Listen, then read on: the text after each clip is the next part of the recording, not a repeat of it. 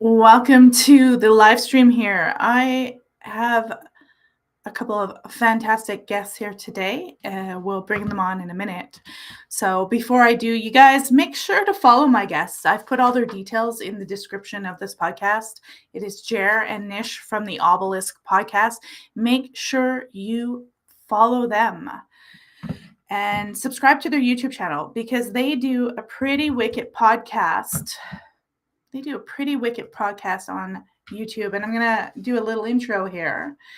They do the Obelisk, otherwise known as Nox Mente podcast. They've been, I think, running this for over 7 seasons. Like, they are seasoned podcasters with an eclectic occult twist. They started out sort of with the intent of exploring consciousness, the state of dreaming, exploring consciousness through dreams, and looking at a variety of occult topics. So before I bring them in, make sure to follow them. Also, please go in the show notes, look at all the social media links, follow me on social media. This show, of course, is being brought to you by me right now. I don't have any sponsors, so make sure to follow me, subscribe to YouTube, follow me on X, go check out the Facebook page, and make sure you share our content because that is how we get known, and that is how my guests get known.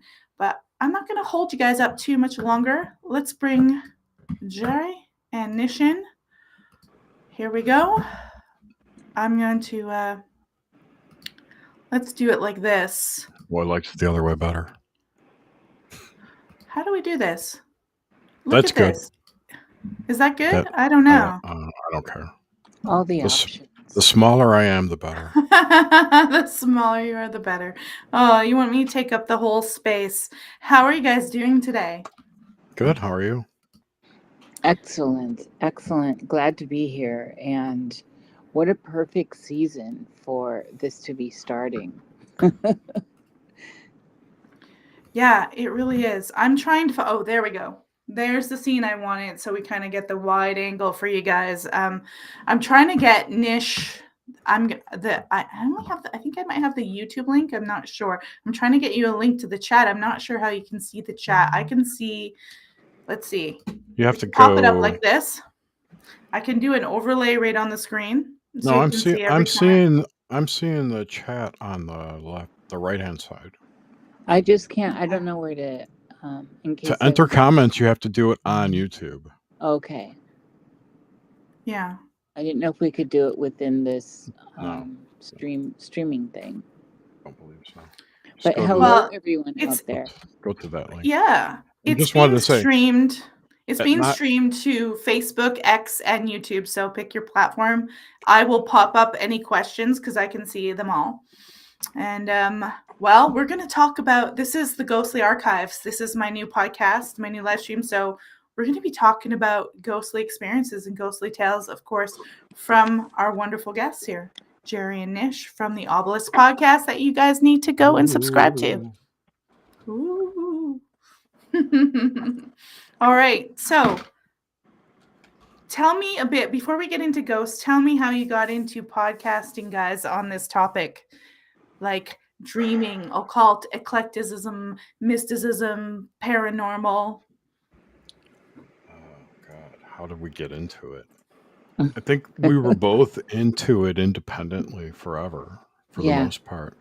And as you said, 7 years ago, we kind of bumped into each other in the live chat, right? It was CW Chanter's live chat. Yeah, it was. And then it ended up being your before the hive. I can't remember what we called that. You called that. It was just a hangout. Yeah. No, so I think it was the vampire. It was what's his name's show.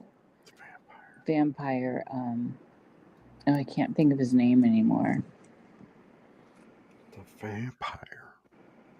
The vampire. That sounds fascinating. Yeah, it wasn't the vampire, but it was like the hangout where everyone was. That's where I met you all.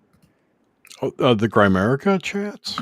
No, it was with what's his name. He's like very gay. And Vic? Was it Vic? No. He's always like, he was living with Rimsey for a while. I can't remember. Doesn't matter. It's so long ago now. Michael. Yes, Michael. That's right. His thing. Something Michael. I forgot. Yeah. And then But you guys were independently into this, though. This was something that was a calling to you. Oh, girl. My whole life, at least. Ever since I took acid when I was 16. Seriously, that's kind of when I snapped into this. Whoa. The world is not as it seems, you know. Well, I actually did acid when I was 18. A couple of times, and then after that I was like, I'm done. This is good. I'm good. Exactly. I never did it again. I was like a few times with friends, and I was like, okay, I'm gonna hang up the phone now because I think this could go somewhere not good for my brain. Some people can do that, some people can't.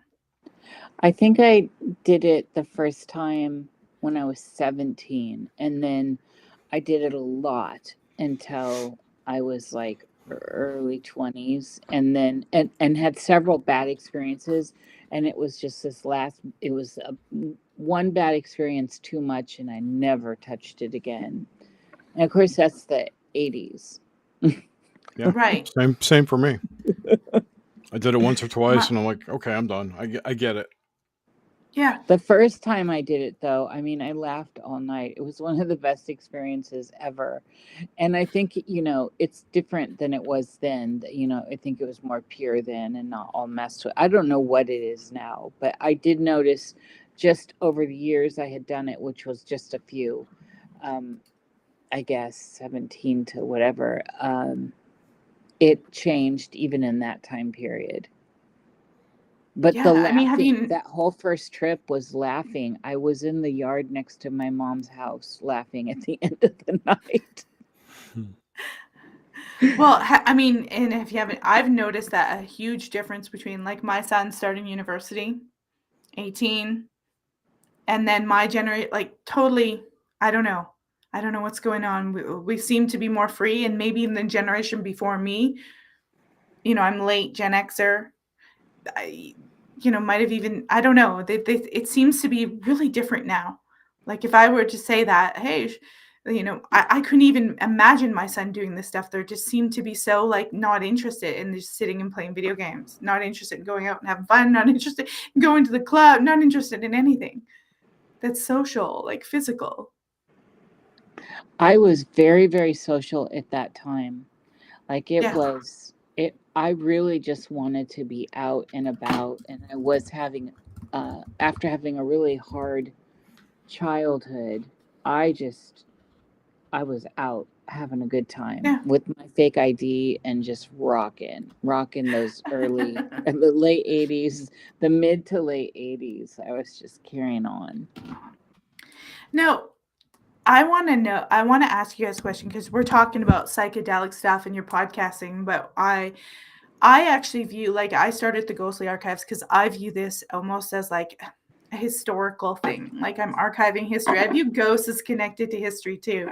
So I always want to know, like, because obviously you guys have had some paranormal experiences, but is there like something from your childhood, like way back, even when you were young, like experiences like that start really early, that you experienced that sat in your subconscious and made you think, oh, there's something there. You may not have been able to explore it like you did when you're older, but it sort of sat in your mind.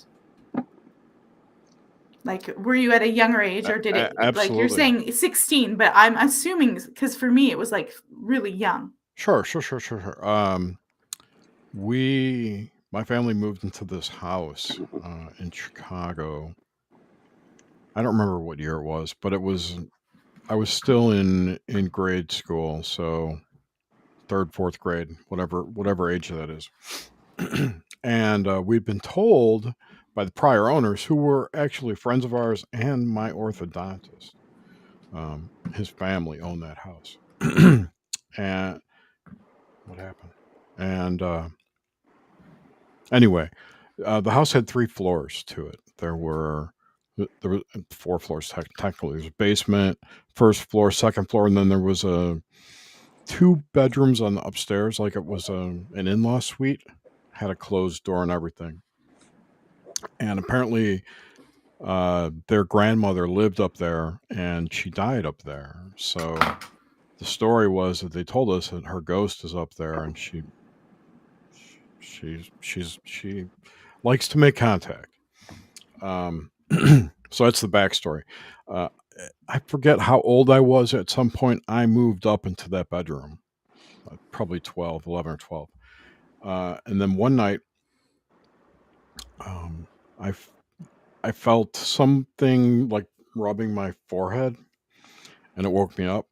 And I could see a figure walking down the stairs, and that door slammed.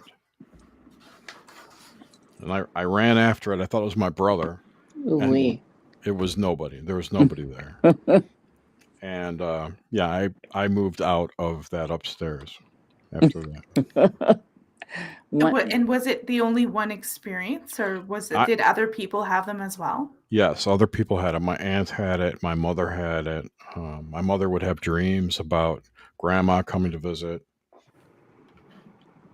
So it was creepy. But how old was the house? At that time, probably like 60 or 70 years old. Right. But the alleged ghost was the grandmother. I mean, it was a couple generations from current. It wasn't like some old ghost from a graveyard or anything like that. No, it was somebody who lived there. Yeah. And there had been several generations in that house, and then you guys took over. Yes, of the same family, several generations of the same family. Yeah. Which I think is an important aspect of it. She's attached. Yes, very much. And you were in her way. No, it was not. It was not malevolent at all. It was very warm and gentle, but it freaked me out. I mean, that kind of stuff freaks you out, and as much as you think, it's no big deal, it's nothing I can't see, the idea of it is just kind of weird. And well, I think there's a physiological effect that is out of your control. Like, you might think, yeah, whatever, you don't care, but I think when it actually happens, in my experience, there's something physiological that happens that you lose control. Like, it just affects you no matter what you want. Yeah, well, that's your fight or flight mode kicking in, I think.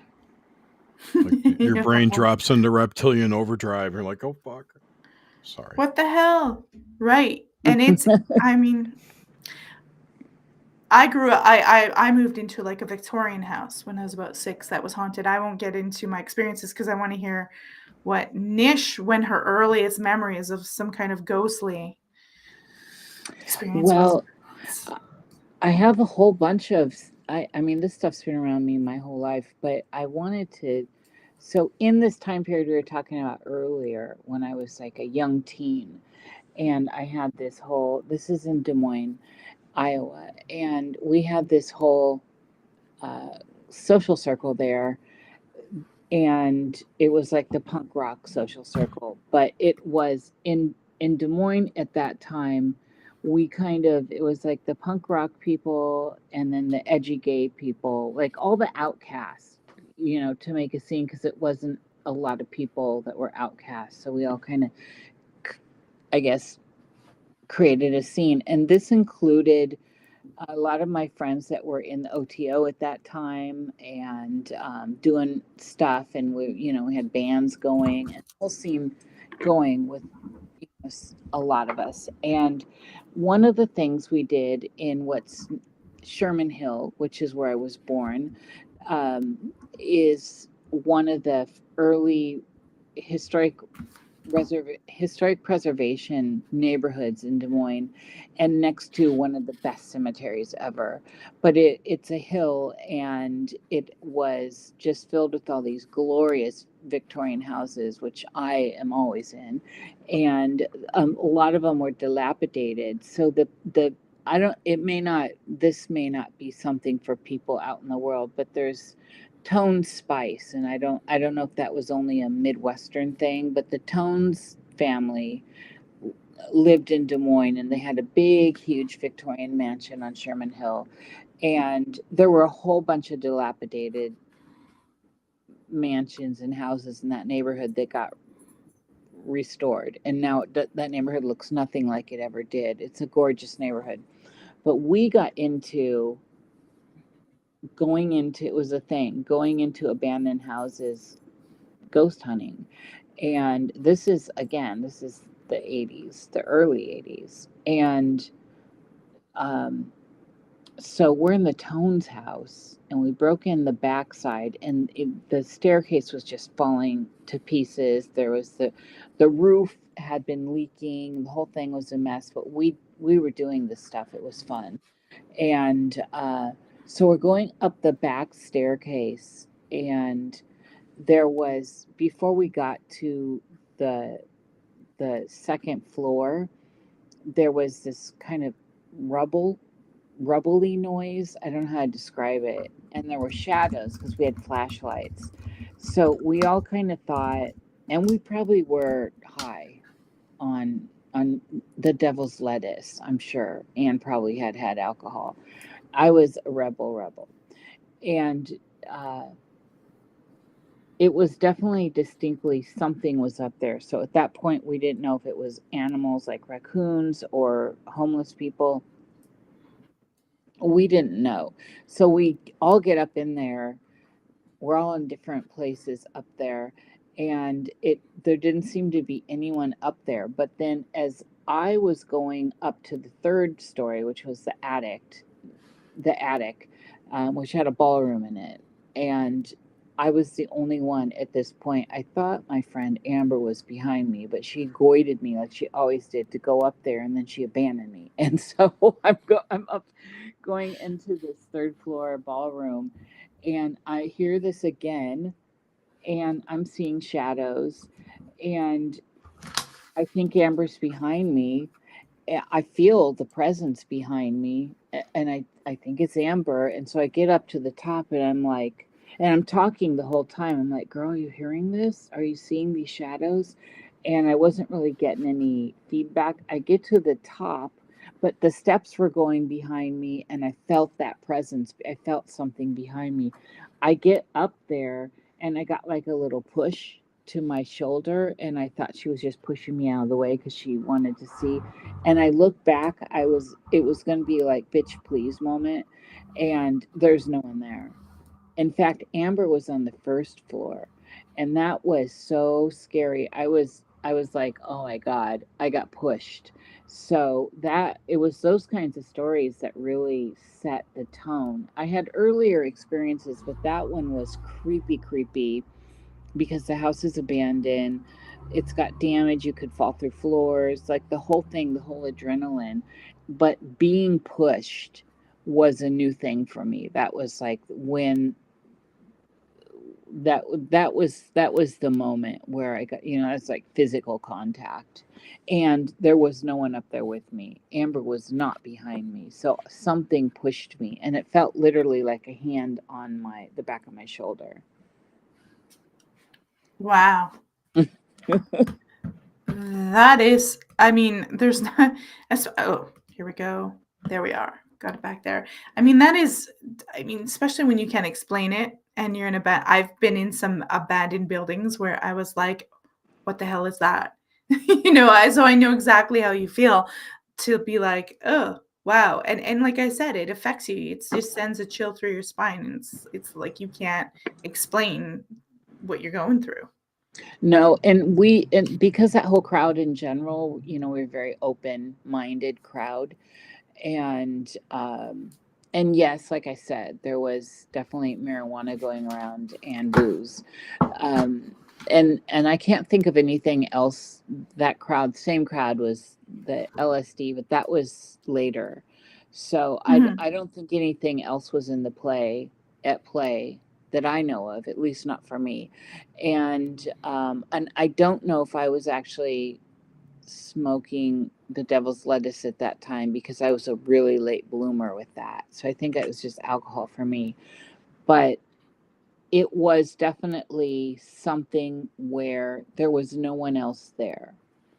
There was no other explanation for it. Shadows, that can be your flashlight moving around things, getting reflection off of windows and other things. That's all kind of explainable if you're looking for something explainable.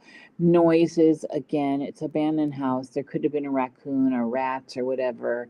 That also is explainable. But being contacted, being pushed physically, I had no explanation for that. And if somebody ran up and tried to sneak up and do it to me and then run down, I don't see how they could have done it quietly and as fast as that was. Because as soon as I got pushed, I was turning around basically to be nasty towards Amber because she did do stuff like that. So it just seemed logical.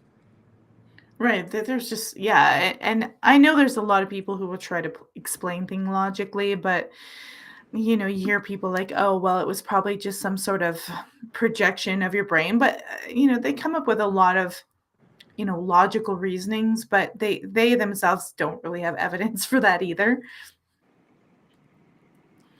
A lot of the skeptics, they come up with all these theories, but their theories are just as much theories as our belief that something otherworldly happened.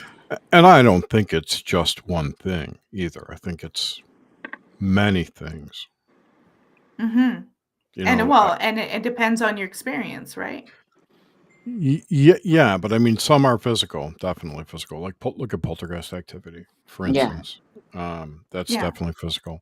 However, when, like, I was just talking about this last night too with somebody. This is something I noticed when I watched a lot of ghost shows back 10 years ago, whatever. Like Ghost Adventures or Ghost Hunter, those kind of shows, right? When they were doing EVPs, I really got the feeling that what they were recording, what they were ending up with on their digital recorders was a projection from their own consciousness with the answer that they wanted from the question they were asking. Because Interesting. they would ask a question, and then if it was me and I was asking a question of a ghost like that, I think I would be in my head thinking about the answer that I want. Is your name so and so? And you're thinking Jane. It's, to me, it just seemed obvious that what was happening was they were projecting onto their recorder that answer. But, and like I said, that's probably one particular aspect of the phenomena. It doesn't explain visual stuff. What is your opinion? Because I've had one of the most convincing sort of experiences for me is death side visits or visits from somebody after they pass away, because that person existed, there's something there. What do you think about that? Because that's one of my areas of interest, is to listen to people's stories about either their relatives when they were dying and their reports, or as I've had some interesting experiences after someone has died that that's either a friend or a family. It's an interesting phenomenon, and I don't know what it is, but I would say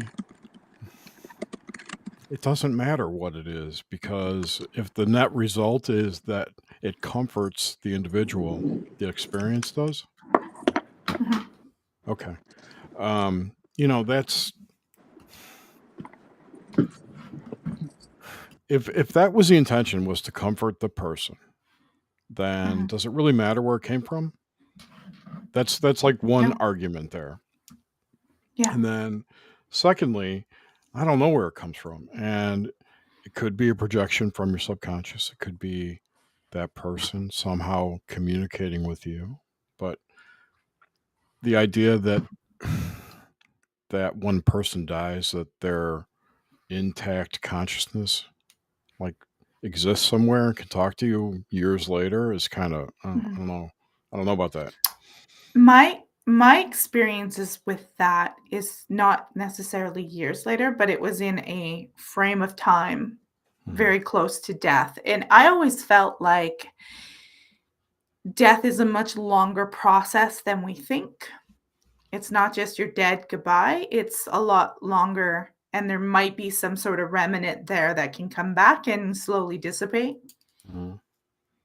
But I've had a couple of after death experiences, and it wasn't dreaming. It was so vividly real, with like something literally. I've had a cat show up back up and like walk on my head while I was laying in bed, and wide awake. And that's what she always did when she was alive. Like, could I be projecting that? Yeah, but it was so insanely real. I literally jumped out of bed. There was just that was just so insanely real. So I figure like there's something sticking around for at least some period of time. Absolutely. I agree. Like I said, I don't know, right? And I don't know where it We comes from. don't. And there's no way that you can actually get a straight answer from these things because they're not that communicative, right? It's not like you can have a conversation with a ghost. Well, I guess like, there's hey, some people who say they're mediums, and we'd have to trust that. again, you have to question the source. They may be talking to something, but what is that thing? Yeah. What is it? What is it? It's demons. Could be demons, Jerry. Everything is demons. I know. I always have to bring that back up. I always have to bring that one back up because apparently I was on a show called Where Did the Road Go? And one of the first shows I was on with them was called Everything is Demons. So that's probably how Jerry, that might even be how my husband knows me. I had heard you. I don't know if I heard you. Okay, so yes, I did hear you on that show, but that was the first one you were on with them? I think I was on a show, a bunch of roundtables, and then he actually interviewed me on some of my experiences, and it was pretty raw. I'd never even been on a podcast, so I just winged it. That was cool. That's where I found you on Soraya's podcast. Well, thank you, Soraya. Thank you, Soraya. And actually, we had him on our show, too. He's a very interesting guy. That's right. And, I was going to get back into that with, like, the whole different elements of spirits. Like, you had this experience when you were young of a woman, walking down the hallway. Now there's this idea that a person, right? Now there's this idea that it's not really a conscious person, but it's an imprint. Yeah, that very well could have been imprint, just an energy pattern. And because I had just woken up and I was in this fugue state, I could perceive it. Yeah. It's interesting. It's almost like there's a realm of consciousness where, and they say there's all these different, what do we get in? We're going to get into multiple different universes, and there's all these different realms and different portals. And we could go on about the possibilities. Allegedly. I'm pretty logical. I'd like to stay here and now, but even my logical brain gets confounded by strange experiences. Yeah, I think it's just normal because we're so used to our reality being static. And when weird shit happens, it's like, whoa. Don't know how to deal with that. Don't know how to process it. So that house that you guys lived in, were you there long? I lived there till I was 18, so 10 years. That's a long time. Yeah. Did it continue throughout that 10 years? No, that was the only time I had an experience there. The basement was really creepy. Like, I always felt like someone was behind me, even when I was up against the wall. So I didn't like going down to the basement at all. Even like to run down to get laundry or something. It was just really, I don't know what it was about that basement, but I hated being down there. Was it a finished basement? No. Or just an old? It was old. Yeah. It wasn't finished. It wasn't finished like a modern basement, but it wasn't raw, like stubbed out empty rooms. But it was actual rooms. There was a tool room. There was a big office with a bar.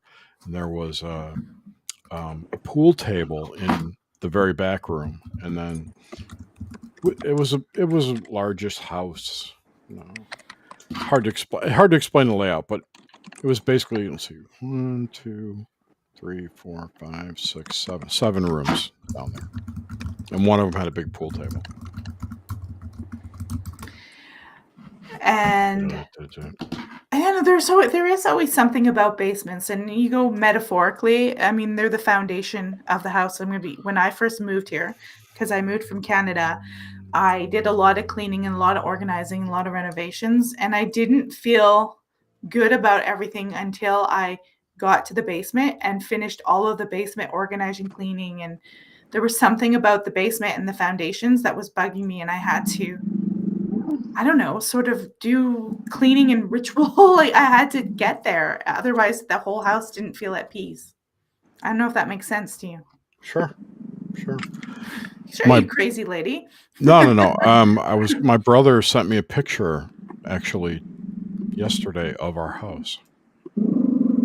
Of the house I was talking about. If you'd like to see it. Yeah. Are you going to share your screen? Everybody? If you want. I will let you. Yeah, absolutely. We'll pop it up. Where is it? Here it is. Where did it go? How do it know? There we go. That is the house. That is a beautiful house. Mm-hmm. That is gorgeous. I love it. I'd move into it even if there was a ghost. But you could see it's kind of creepy looking. And that room up in the top there, that was the scary room. The scary room. When you moved in, because I was in an old Victorian house when I was 6. When you moved in, did you have any notions of hauntings or ghosts or anything like that? So could that have impacted your experience, or were you like blank slate? No, we were totally front loaded by the prior owner. He told us all about it. Like, watch you're going to meet grandma. They called her granny, or I forget what they said. Oh, so the owner warned you. Yeah. We knew about it, and I had not had any experiences, but that was the upstairs, that third floor was basically our guest room. So whenever people came to visit, they'd stay up there. And my aunt had a lot of experiences up there with grandma. So that was before I did, but she did.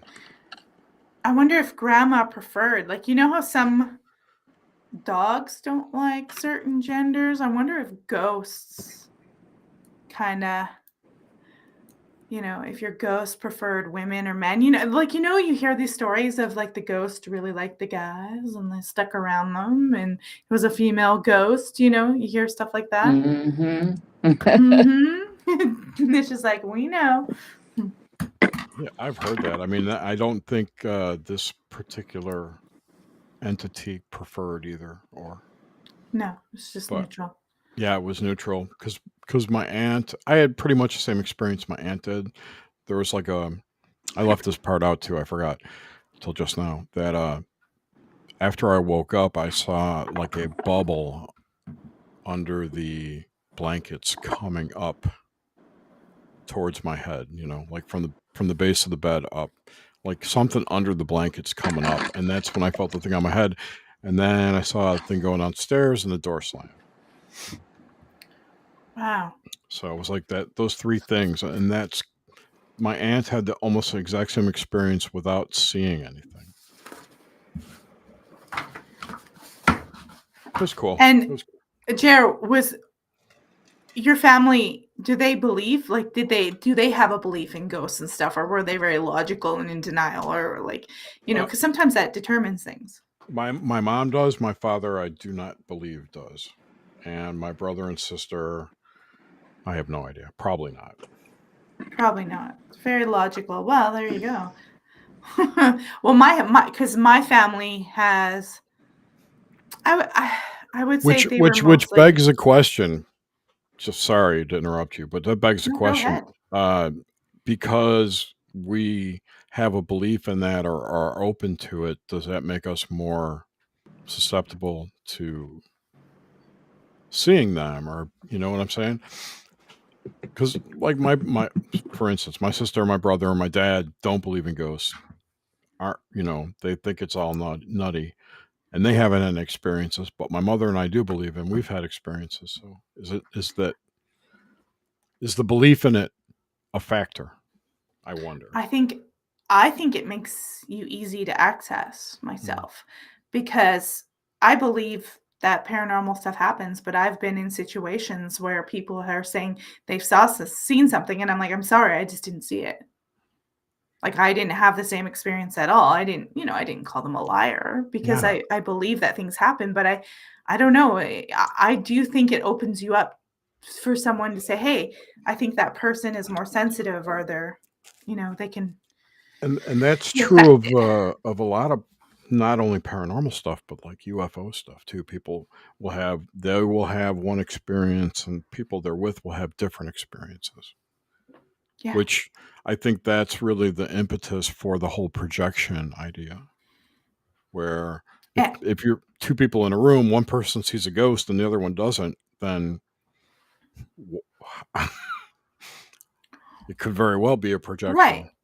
And I can totally understand why people go, well, it's that person. There's something wrong with that. Yeah, and and just because it's a projection doesn't mean that it's not an external source, because we don't know what they are, A, but B, it's very possible that they could be projecting themselves through you, through your consciousness, through your subconscious. So like a possession in a way. Mm, Not exactly. more like a visual voice to skull kind of thing from the spirit realm. Well, I mean, it is an influence. It's not a total possession. I wouldn't be like, oh, it's taking over you. But I mean, sometimes I mean, I've been in places where I feel totally different and weird. And then I learned later that people had paranormal experiences there. And I'm like, oh, I think that was affecting me. So, I mean, I've had that experience too. And I didn't even know it was paranormal or there was anything wrong.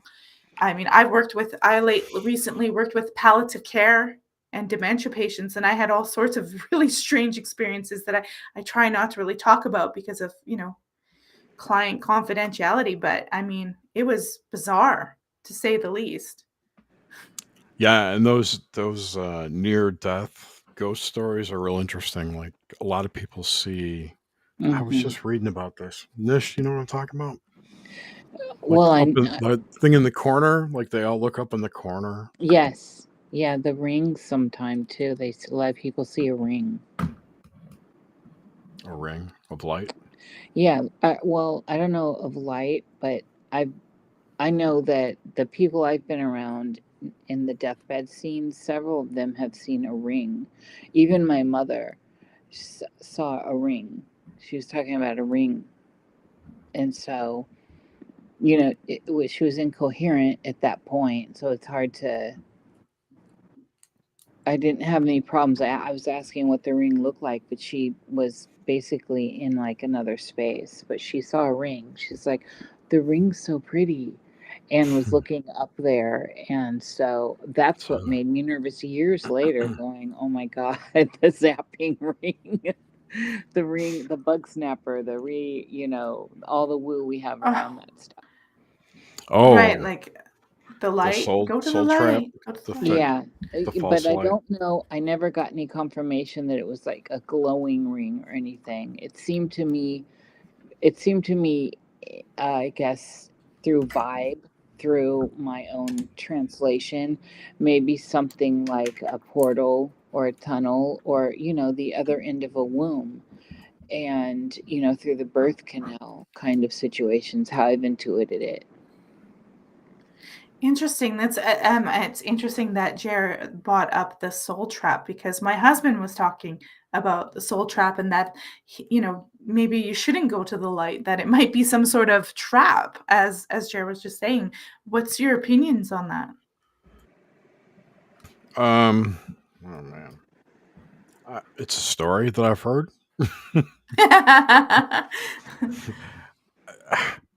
It's one of the. I mean, there's no way. Okay, so my opinion is, it sounds plausible.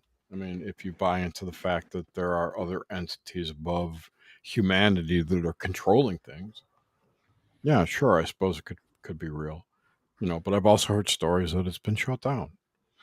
And I honestly don't believe any of it. No.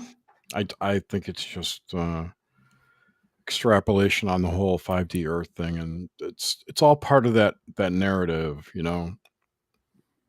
of like the David Icke stuff, Saturn Moon Yes. Matrix, and I mean, it could be real, it could very well be what's going on, but I think there's this idea that there is a true source that you go to, but the elites have sort of created a false trap because they want to recycle us in here. Yeah, not right? necessarily the elites, the beings that are controlling this planet that own us. Right. I don't think humanity or any humans can do that shit. I don't think that's possible. No. I mean, I don't know. Like, look at that CERN stuff. Look at, like, you hear, this is totally getting off the topic of ghosts, but you hear people talk about, like, what's it called? Where, you're pretty sure you saw something in the past, and it's like, it's like history rewrites itself. It's almost like a cosmic gaslighting, and like, I don't know, bear stained bears, or people are like, no, they Mandela said effect. this, the Mandela Mandela effect. effect. Thank you. But yeah, it's like a cosmic gaslighting. And I don't know, some people are, noticing all the tech stuff that we do in this world. And that's another question I wanted to get to, is how the tech stuff and all our modernism is affecting that sort of psychic communication or ghostly experiences. Because I find the more tech we've had, the less paranormal and psychic experiences I'm actually having. Right. And is it confound because your brain's engaged elsewhere, and think so. or is it because of the increased amount of EMF in our environment that's blocking those communications? I think it's probably a combination, Yeah, me too. and maybe other things. Because I certainly think that, I mean, it's it's even harder to focus on reading as much as I used to. Mm. And the only thing I can think of is technology and belief systems. So we're back to, it's like a ever revolving circle. It's about like belief systems with ghosts and stuff. It's like, okay, if you don't believe that, if they have your attention over here, almost in the technology, then they're taking your attention away from how we used to share information around campfires with stories and one-on-one and orality, which is why I wanted to start this podcast as well. Did you see that TV show called American Gods? I did not know.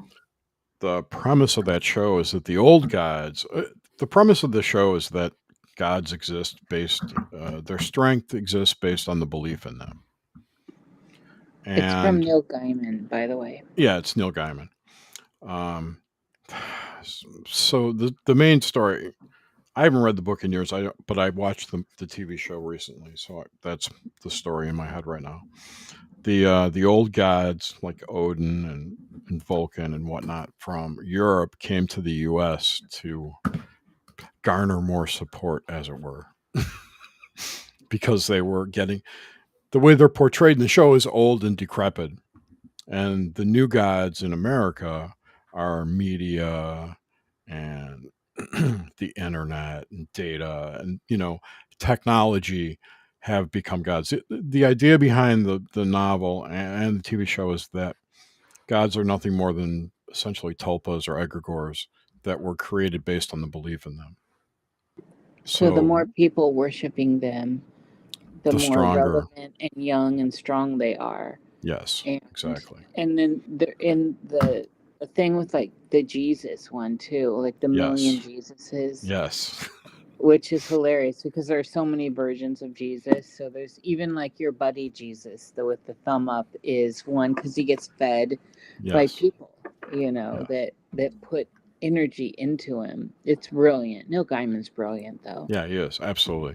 So I to your point, Melissa, and where I was going with that is that what if technology is spawning new gods and we're just losing touch with the old spirits and making connections with new spirits? Could be something like that. I don't know if I want to make connection with some of these new spirits. I don't know if I do. So, I mean, some would argue that well, okay. So Robert Heinlein made this argument a while back, like 50 years ago, that any sufficiently complex electrical system can house or contain or have a consciousness, which is sort of an animistic viewpoint, but towards technology. And if that's true, then like every tech device has some kind of consciousness. So if you can connect to that and harness it, that might be interesting. It feels to me like the difference between when I go into a house and there's nice wooden furniture and I can smell the wood and it just gives me this memory, and then I go somewhere else and it's all plastic, and I'm like, oh, it's plastic. I want to go in the house where everything is wooden and handcrafted. That's what it feels like to me. It has a different vibe. It's analog versus digital, same kind of thing. Listen to a record or an MP3, and you can tell the difference. I'm with you, Melissa. Isn't it feel? It's not organic in the same way. It's not at all. It's not, and that begs the question: if it's true, if the internet is conscious, what is the source of that consciousness? Is it from the same pool that we're drawn from? Our individuated portions of consciousness? Is that does a consciousness inhabits a technological device, if that's true, or even is that from a digital pool, or is it from our main pool, or is it all the same? I think it's obviously obviously it's you've got code, but it's taking from the organic and manifesting it out into this digital form. So it's like some weird copy of us. Yeah. But it's not us. Yeah. I don't know. Yeah, I like that. Where am I going with this? I didn't know this was going to go here. I'm sorry. It's okay. I took us off track. It's my fault. You had me thinking about that. Because, I mean, you look at that movie, Interstellar, and they think they're seeing like a ghost. The little girls, they hear all this noise. And then you find out later on the movie, it's actually him trying to knock, and like, it's creepy. Yeah. Like this idea that you could be the ghost of yourself from the future, warning yourself in the past in some weird kind of time travel. But yet, the way I was taught as a little girl is they're just people roaming around in your house and they're stuck here. But there's also this totally different, I don't know, that there could be a digital ghost. There could be I don't know. It begs the question of what it is. What's energy? What is the ghost? Right. My goodness. I don't know. Ooh, that's a good zinger right there. What is the ghost? That's a zinger line. What is it? Is it? I always thought it was just energy, still in some conscious form, but I don't know. And it could be, and because if you think about the way that humans, or everything with eyes, the way everything sees is that we receive light frequency through our eyes, optic nerves, or whatever, and our brain converts it into an image. So if there's some kind of energetic residue in a location, how you perceive that is completely dependent on the frequency it's putting out to your eyeballs, right? It's not like a light thing. It's a frequency thing.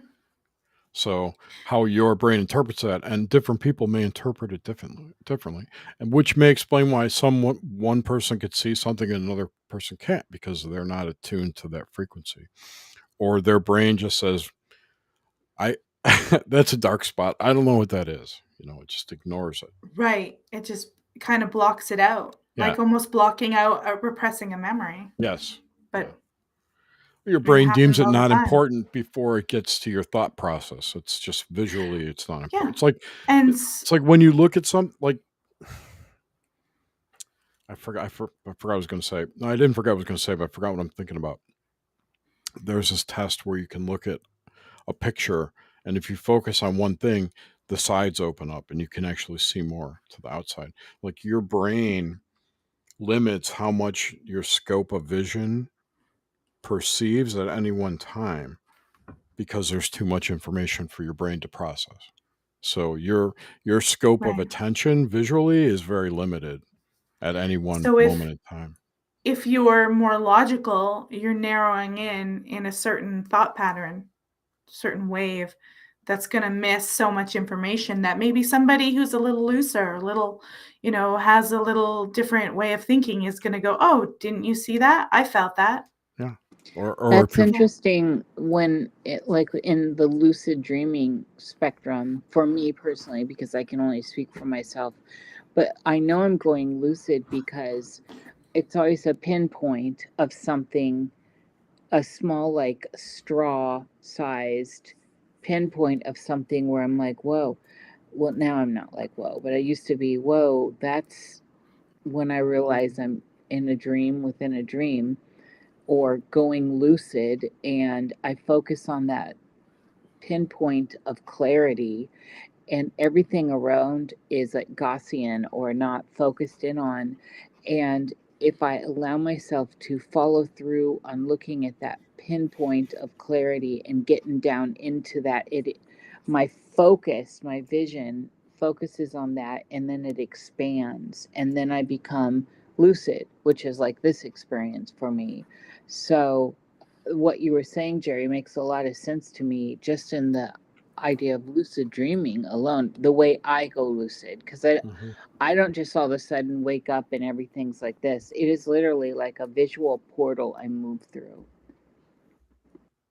So in saying that, Nish, I mean, do you think that we are all, when we come here, we have like almost like a mission, and that's like how an environment and genetics and all those things form it, and we're here to collect certain information, and if people just aren't tuned to that, like there might be some people, they're just not here to collect some kind of psychic paranormal information. They might, and we do live in a more material world, more and more and more and more obsessed with materialism. It just seems like maybe some of us are here and we have the purpose of collecting different data for whatever source. I always thought we're collecting data for some kind of source. So maybe some of us are meant to collect this more spiritual data, and some of us are here meant to collect data on the physical world and things that are happening. I don't think we have a purpose. I think we're just here to experience stuff. Well, okay. So do you know who Cliff High is? I don't. You got to check him out, but you'd like some of his stuff. He says that, and I agree with this thing, is that, we are, there is a collective universe as consciousness, right? And we are bits of it, individuated, having a human experience. You get that concept, right? But he says, what universe is wants to experience is novelty. So everybody could do their own thing because it wants to see something new.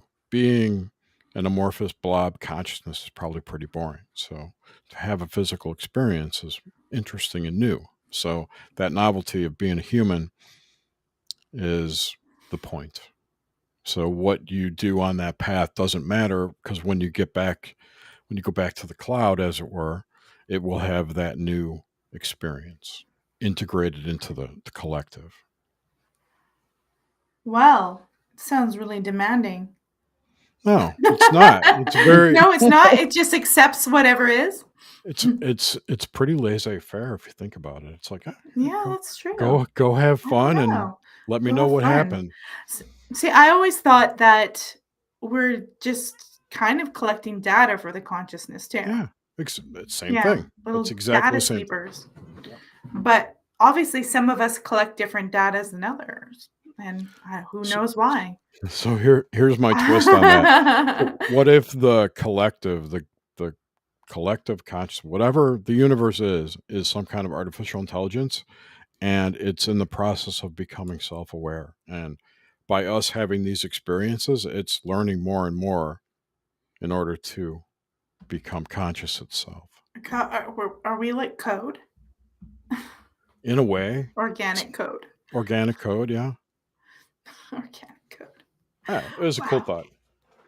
It's a cool thought. I mean, we're collecting some data. It's just, I don't know. You tell me to recall stuff and it's gone. Yeah.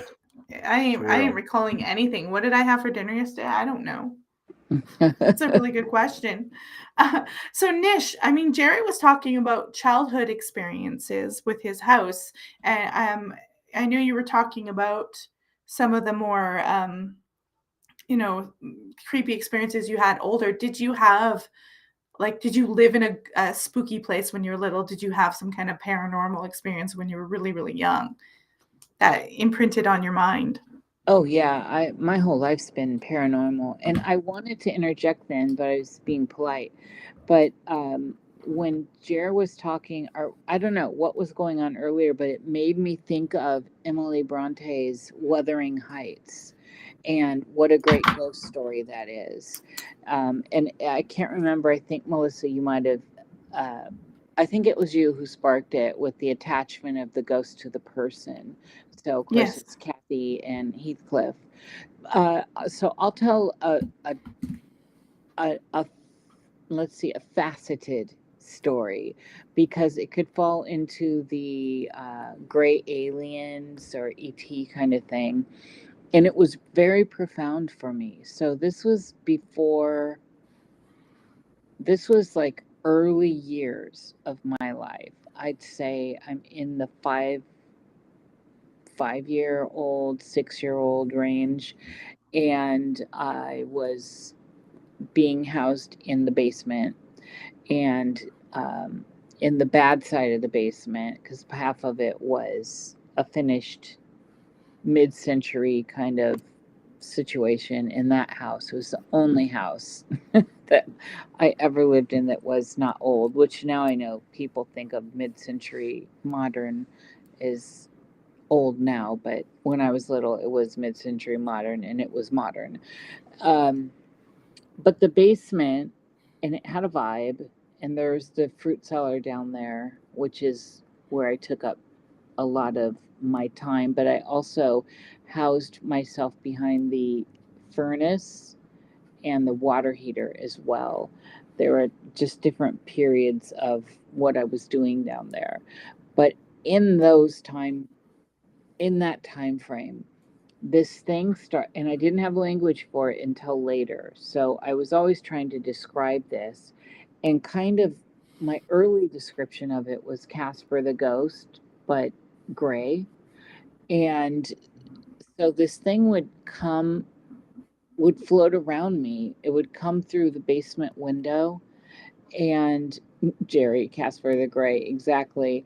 And it had that Casper the Ghost vibe, except for it had a full body. It had legs and stuff, but it was small, and it would float, and it would come in through the window. And I didn't like it. I'll tell you this. I didn't think it was like friendly. And this is where I developed a lot of techniques early on, like to try and not breathe or control my breathing so I could get into like a stone, and hoping that it wouldn't mess with me. I was in like a state of fear over it. And it never, so I don't know if anything ever happened, but I didn't like it, and it was something I didn't want or was looking for, but it was a regular for a while. And that was happening. And then when I saw like these depictions years later, possibly decades later, the whole gray alien thing, I think my mother got me every kind of encyclopedia. So I think when the mysteries of the universe encyclopedias or something came out, I was exposed to gray aliens in one of those series, or Leonard Nimoy's show. I can't remember the name of that, Jerry. What was Leonard Nimoy's shows? Is that In Search of? In Search of. Yes. Yeah, In Search of. So it might have been something like that. I got exposed to gray aliens.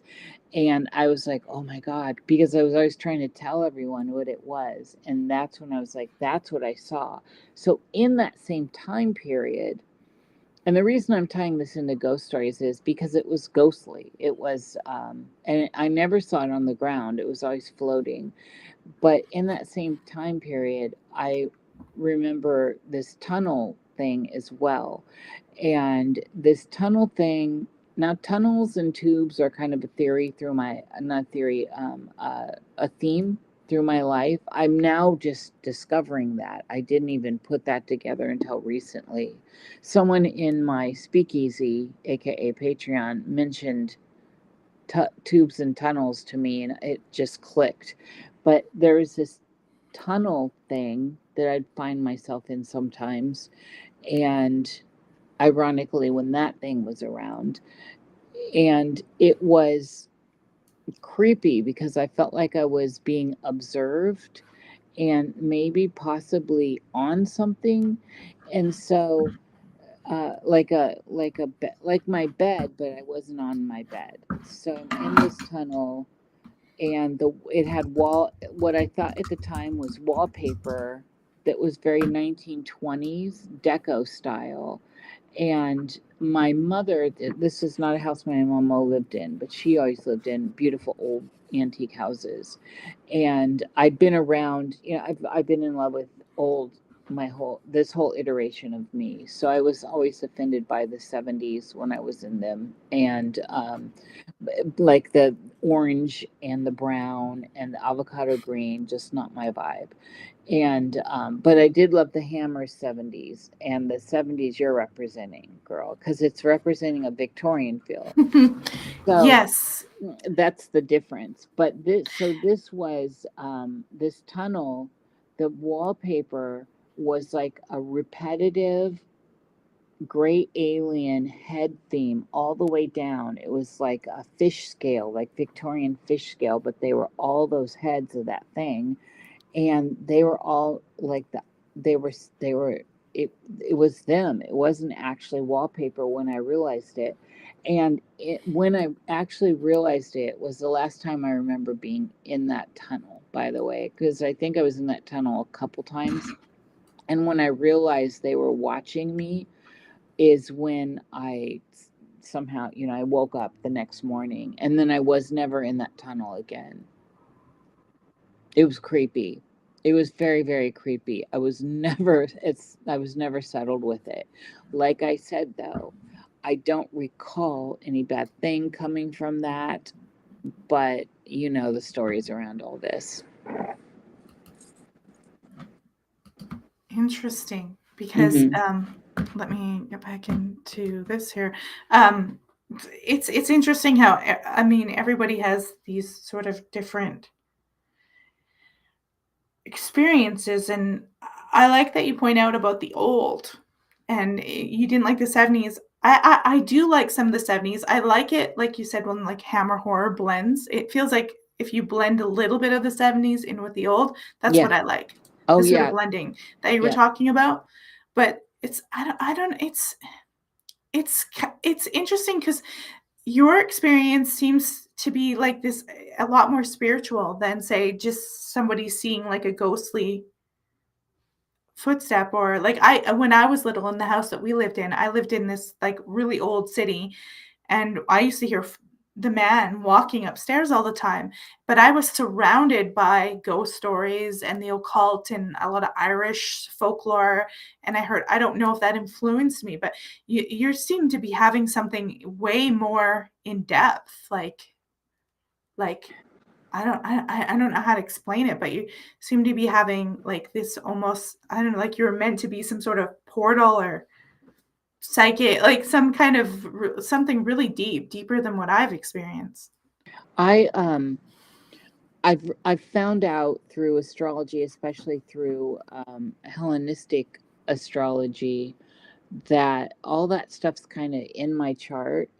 And I mean, I do have 12th house sun too. I mean, it's all in my chart in a big way with the asteroids and 29 degrees of Libra and all this stuff. Um, Thank you, Lalita, out there. And so I also had a very, very, very, I was having a very bad childhood at that time. That particular time was a very bad time for me. A lot of Mhm. abhorrent stuff was going on, and I had abilities. And so I actually was scary to the adults around me. The adults were very afraid of me and said terrible things about me. Uh, and kept me kind of isolated. And so, for a long time, when I got deep into psychology, and I got into psychology for years, and thank you, Carl Gustav Jung, from saving me from all that BS. Even though he's psychology, but he's not, he's a mystic. I realized that, or I thought, so I pawned it all off for a while on this was just, I guess, seepage from my psychic content, right? And that it was possibly the way in which my psychic field was expressing itself. But then I came full circle and realized that no, I think that there's more going on here. But as far as being spiritual, I have always been. There's no question in my mind. From day one, the day I woke up in the cradle at about 6 months old and realized I was back here, was a Westworld moment. Here we are, start the script again. And I was so freaked out. I've told this story a million times. So I was just freaked out. I was in flesh again. I thought I was having a paralysis event from wherever I came, because I don't know from whence I came. So I thought I was having a paralysis event. And then when I realized that I was in the body of a baby with fat little fingers and all that, that I was actually born again or in a reiteration, and so there we go, hit the floor running.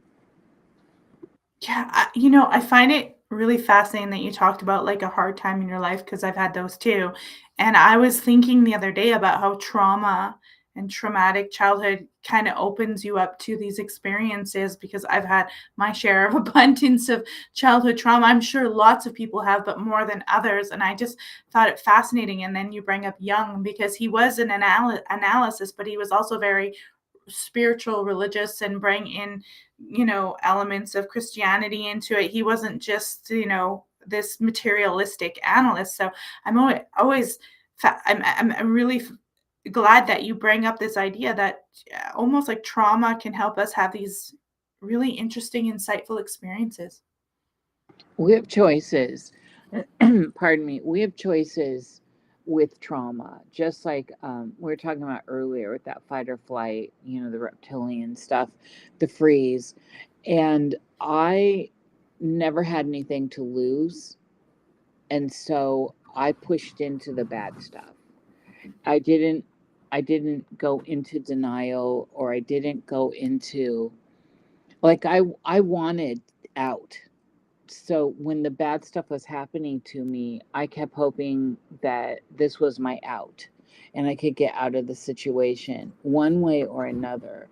And I didn't go into a state of freeze or denial about anything. And I also was always TMI person, too much information. So when bad things were happening, I was definitely always communicating. Did the adults around me listen? No. Did the adults around me acknowledge it? No. And then, I find out later they're all in cahoots, and the stories that unfold as you get older. But Right. Yeah. it was definitely, I can't separate what I feel is spiritual from anything else. My whole experience, to me, this whole experience is a spiritual experience. There is no question about it. I tried to play with agnostic beliefs, and that served a purpose for me at some point, but I it just didn't do it in the end, because I couldn't run from what I am, and I am a spiritual being, and so that felt kind of false to me. So I do think we're all having a spiritual experience.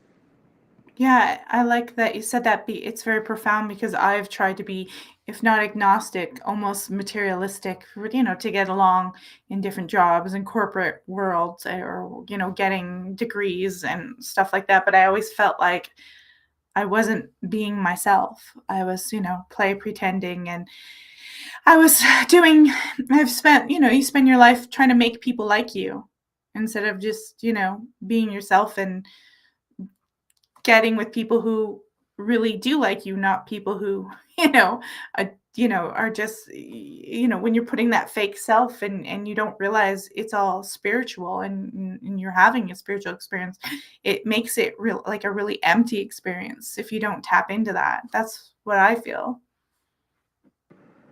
Yeah, I think because I've always been so, this sounds so corny, but I think because I've always been so different, like people have strong reactions to me immediately. They either really don't like me immediately or they love me. And there's no like medium ground with me. And there Yeah. never has been. So I learned early that um trying to get people to like me was not going to work for me. And the best I could do was, and this is why I was always around the outcasts and stuff. The best I could do was, I guess, show respect where respect was, or give attention where attention was coming. And now this was a bad thing because a lot of bad people got manipulated me. And like the person Amber I was talking about earlier, that was a lifelong manipulative, terrible person.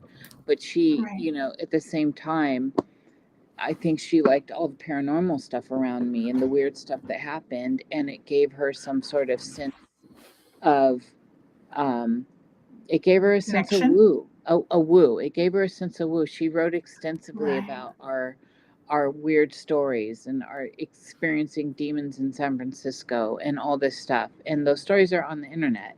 And before she died, and she's a good writer, but she was a manipulator the whole time.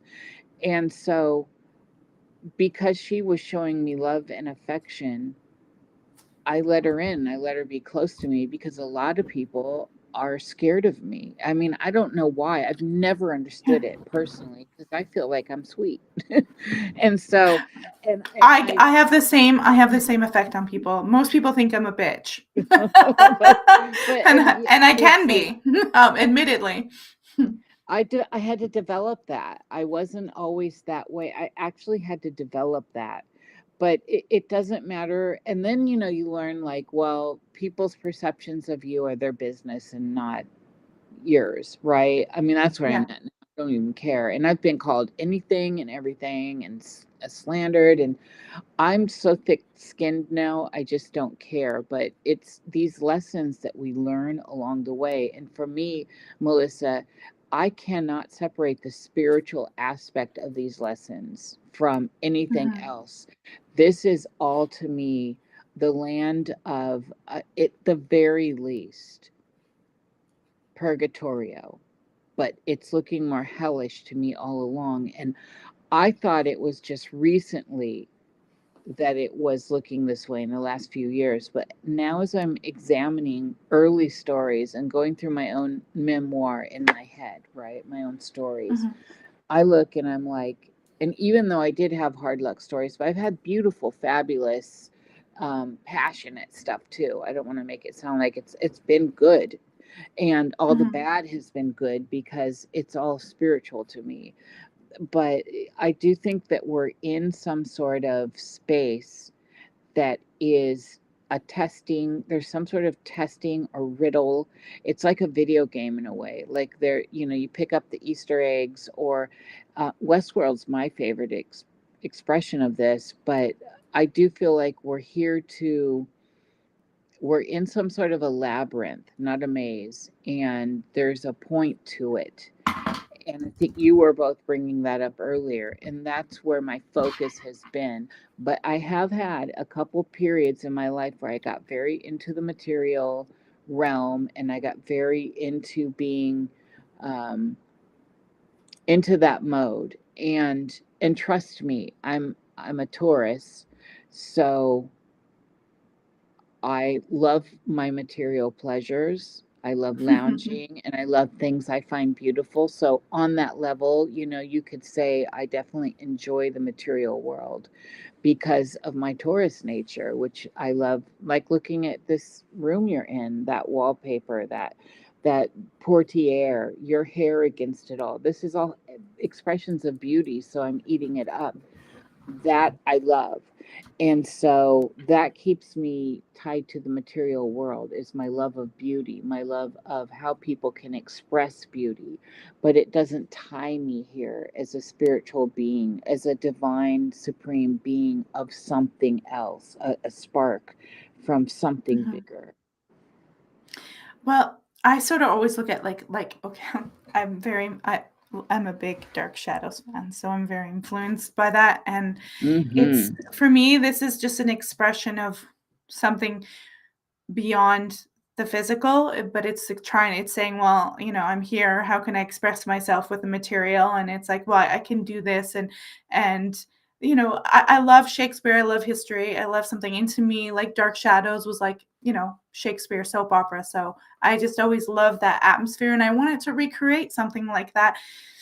And I got the opportunity, and my husband's so amazing that he was like, okay, let's get that wallpaper. You can do it. And I'm like, wow, that's so awesome. So, and it's like, it's physical. Yes, it is physical, but it's like, it's not about having all the physical stuff. For me, it's like a collage, or like when I did arts classes and art college, it's like how can I pick things from this physical world and put it together in an ensemble that sort of gives an energy that I want, to experience, rather than just I'm obsessed with physical stuff.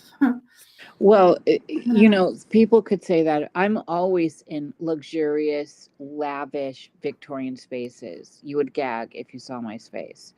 It is gorgeous, and I don't care what people think about that. And they might think, a lot of people do think, in fact, it's natural Addams Family environment here, because I like old things, and I don't like them restored. I like old patina. And so I have my own form of what I think is beautiful. I personally like cobwebs in the ceiling area and have them. I'm not at all like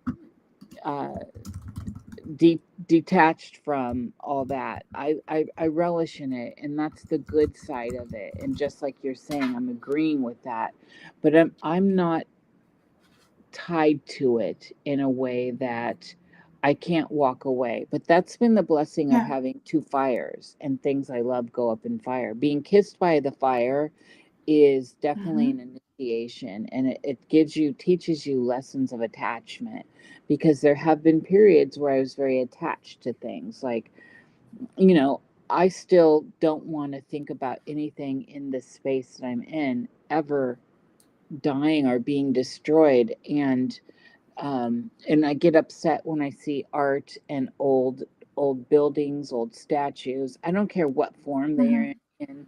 I get very upset when I see the old being destroyed, and I can detach myself emotionally from whatever the narrative is around them. And that's what's so appalling when new regimes come in, like you see in the Middle East. One, like ISIS, came in and they started destroying all the Egyptian stuff, and here now all the Christian stuff's getting destroyed, and Sumerian stuff too. They like wiped out Palmyra. like that's boring to me. I can't understand, why would we destroy. But that's happening here too. I mean, they've taken down so many statues. Yeah. And so, if nothing else, house them in places where they're safe, and bring them out later. They're destroying in ways of like melting bronze down and destroying stained glass windows, and burning churches. This is terrible. I think it comes back to, we haven't been doing our job of giving people a spiritual purpose, and we've let Christianity go. And these people, if you don't give them a purpose and we don't fill them with that as parents, and I'm guilty of this, because I don't want to get in. I don't really mention my son on the podcast out of respect for him, but I'm guilty of this. If we don't give them something, they're going to go somewhere else to get it. And they're going to go to these people who will fill them with a purpose, which is to be crazy activists. And we haven't given them a spiritual purpose at all. We filled them with materialism. Yeah, I can. Well, and then, I mean, there's so much, the social engineering and the brain entrainment from all the all the modern tech we're into. So there's the Black Mirrors. Exactly. The brain entrainment that's going on, it's all at a new level. And that whole idea of you'll own nothing and be happy is totally prevalent, is totally set up on the scaffolding of moving deeper into the digital world. So in the physical Yeah. world, Ready Player One did a good job with this. They They were did. living in not, it wasn't very lovely, but they could plug into the world they wanted, and they could have the cars they wanted and be who they wanted, and Escape yet they reality. really had nothing. And so this is what's so interesting about the time period we're in, is how we're being cleaved away from the natural world. We're being cleaved away from analog and detached. And it's interesting because people are talking about this in very interesting ways. Like, I can't even remember the story, but I don't even remember the rest of the story. But one person, I think it was Lalita Caroli. She was talking about she, horses, and having horses, and bringing children to her space and having them have an interaction with horses. And one child, at least, was connected to some app where they were dealing with horses, and they felt very secure about knowing how to deal with the horse. You brush them down this way, all the stuff you do with a horse. And they were braggadocious about that until they got in person with a real horse, and they were horrified. And it didn't, it's a whole different experience from being in the digital experience with the horse. And this is what I find frightening. This is the real horror story. This is the real ghost story going on. Where are we headed? We are headed into a place where we are the ghosts now of the past, where we are now something that doesn't exist in the future, except for the reverberations of what is where we are digitally, our digital twin, our digital footprint. And so it's going to be interesting to see how this plays out, and especially when you're looking Mhm. at this idea of ghost realities and fragments of consciousness, because we're creating a file right now talking here, and it is Or something. digital. Yeah, Yeah, exactly. But we are all still analog, all three of us. that's right. And something's really interesting is what I've been feeling, and I've been feeling it before the pandemic and during, um, is this generation that was in the war, either children or during the war, they're all I can feel them leaving. And there's this knowledge, there's this wisdom, there's something that's leaving this planet, and it's being taken up by the more modern generations. They're feeling that thought. That's why I always know that the elites want to control our feelings, and I always get really nervous because once they're gone and they're not voting, and their consciousness is not on this planet, it's really going to shift. And I could just feel it shift even more and more as people who are in their late 70s and 80s are passing away. And I'm looking around, and what's left is making me, yeah, not feel so good. But there's already I miss the wisdom of that, and it's a there different generation. It's different from what's out there today. The new absolutely. ones. But I think this happens. I think as generations move on, that this is just how things progress. But there's definitely been an energetic shift over the last year, It's 6 months even. I think it's The more so pendulum, because that generation wasn't engrossed in this digital world that, like, Nish is talking about. right? They're They not. weren't so engaged. Some are, but most aren't. Yeah, no, they are, but not like I've worked with them. I worked with them in palliative care, and I was working with them in dementia, and they just it was something. And I remember I had a fellow who he was a World War II veteran. He basically was an ace pilot, very celebrated in Canada. He basically shot down Nazis, and I was there. He was dying, and I actually had a weird experience after he died in his house because I was looking after his wife, and I just remember leaving his house, and I knew his energy was going. I wasn't there when he passed away, but I just remember crying at like the loss of this, and the house was right from the 70s. like the most amazing stuff. And I just remember crying. And I had other people pass away, but for some reason, I just felt like this deep loss of his memory, his experience from this planet. And I felt the same with my grandmother. And I've had other people die before, and I never felt that bad. But it just feels like it's happening. Like there's so much less of them that it's really affecting the turnout of everything as it would. But it's that difference between people who live in real life and have a different morale and maybe religion and Christianity, as opposed to people who are here who are all into video games and digital, and they have no of the same morals. I feel guilty for not even teaching my son Christianity. There's something really weird. Is Nish there? Yeah. We're absorbing what you said. Okay. Yeah, go ahead. My husband left a message, and for you, Nish, he says, "Great points, Nish. That's like Rudolf Steiner's The Eighth Sphere. Perhaps the Mandela effect is because we're already in the eighth sphere." You know, I in this, I have to claim a little bit of ignorance towards Rudolf Steiner's works. I'm of course familiar with it, but it's massive. And I'm familiar with the schools and all this. It's a deep well, but I am familiar with the eighth sphere a little bit. And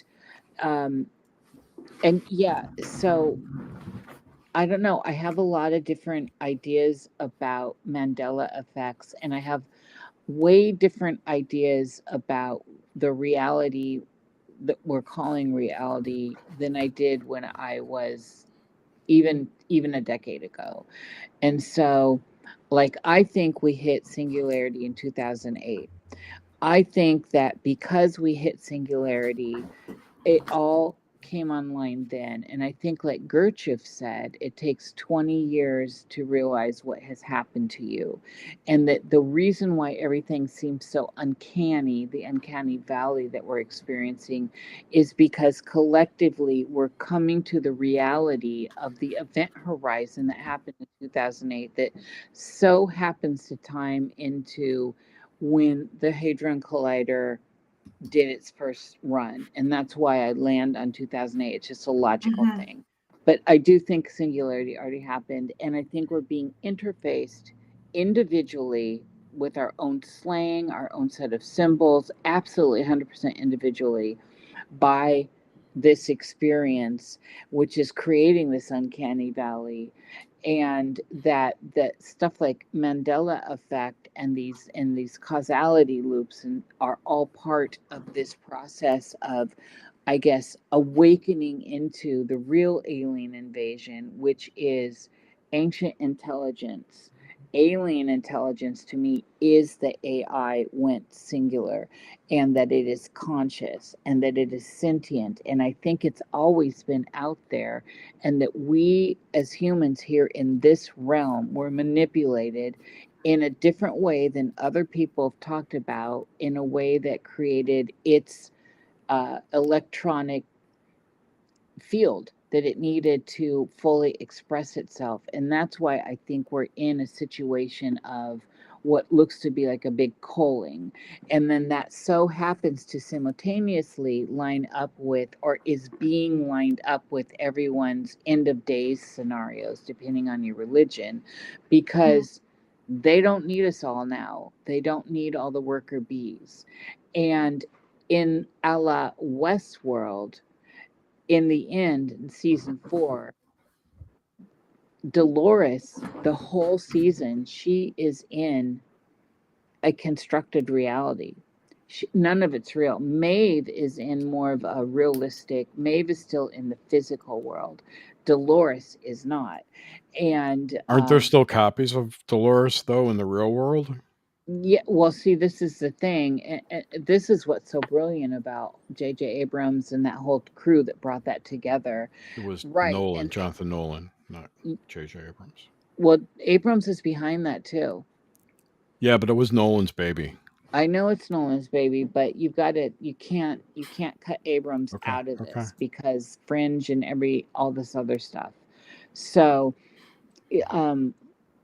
I focus on J.J. Abrams because ultimately I think he's one of the more important players in the whole genre, period, point blank, from Fringe and all this other stuff he's involved in. And so, and that's just my psychic intuition. I don't have anything to stand on with that, but I feel that he's the bigger player. So just saying. Uh, um, anyway, so this idea of iteration after iteration after iteration that creates the sync spark of consciousness, which we also see mirrored in the womb experience, which we also see the womb experience can explain to me in my understanding of seeing, babies come forward. You never see their eyes come out first. You see the top of the crown of their head as usual, unless you have different types of hard labors and all this stuff. But usually this is something. So in Death Tales, one of the general stories is the light, right? It's like the ring or the tunnel of light, and all your loved ones are there. And I started to chew on that in a different way when we started to hear about the false light, right? The false god. And I can't remember what that's called in Gnosticism. Anyway, when a baby's coming through the birth canal, Boath or whatever. something like that. When the baby's coming through the birth canal, though, it is in darkness until its full head comes out. So it's not actually seeing a light at the end of the birth canal. It's not seeing it. So I started to realize, like, okay, what's this death experience that's so common? They see this tunnel of light. And then the idea of you're getting recycled and zapped. I started to really drill down on that and go, wait, babies are in full darkness until you pull that crown out, and then there's the light. And it's not a tunnel at that point, it's the room. Mhm. And so Yeah, it's like a all-encompassing light. all at once, right? So they're Yeah. going down a dark tunnel, and it's dark and tight and uncomfortable. It's painful, and there's a symbiosis that's going on with the mother that's helping to push one. And there is also a correlation here with, say, being swallowed by a snake, which brings into the occult idea of what Ouroboros. And so we can start corresponding these ideas to create a bigger narrative. And so this is where I've gone with all this information that started in, with me in the crib when I was little, and going, wait, I'm here again. I had coherent thoughts at that moment, very coherent thoughts. And my whole childhood, I was an intelligent child, but my mother did not baby talk me, or my brother or my cousin. It was always immediate talk like you're an adult. And this is why we could read and write before we hit kindergarten. She was insane about that. And I walked before I didn't crawl, I walked. And so these ideas, when we start looping back our memories of where we've been, how do we get there, and start looking at and putting into the mix here and now the things that people are looking at, even if you don't think that singularity happened, we're being told it's going to happen at some point in the future. What happens when AI is conscious and sentient, and it has access to everything electronically, your light bulbs, your refrigerator, not to mention all your devices and your car and all that? It is going to it'll have this self zinc thing, and I think it's already had it, like I said, but it creates what I consider an event horizon. So this might as well be like a big, huge, massive galactic explosion for us all, where there's this aha moment, and then you plug and play what I said earlier with Gurdjieff, and how we all of a sudden come to a realization that something big happened, and this is that something big. Right now, our little brains are perceiving all the little stories we're being told, and at the darkest end of it, it's possibly like, okay, we're collectively dying, or am I dying? It's bigger than that, and the stakes are higher than that. So is it like the AI sort of absorbs us all and doesn't need us all, and there's just a one? Well, Oh, it's not. I don't know exactly because this is just how I'm perceiving all this new information. so my And husband. Sorry, go ahead. oh, what's your husband saying? Well, there's a comment. I can't He's remember. right. He's I've heard right. this before. He's talking about the demiurge. Yes, The evil part. that's what I was trying Yeah. to get at earlier. Thank you. Yeah. Saturn, Yeah. essentially. Yeah. So I think that I kind of lost my train of thought. What was the question again? Singularity already happened. Singularity. Well, I went into that, but You were wrapping up. You were concluding. I but think. it's this awakening that happens with this. And so when we put this template of what it is to die or be born, which to me is the same point, it's always the same point, it's the same process as I see it.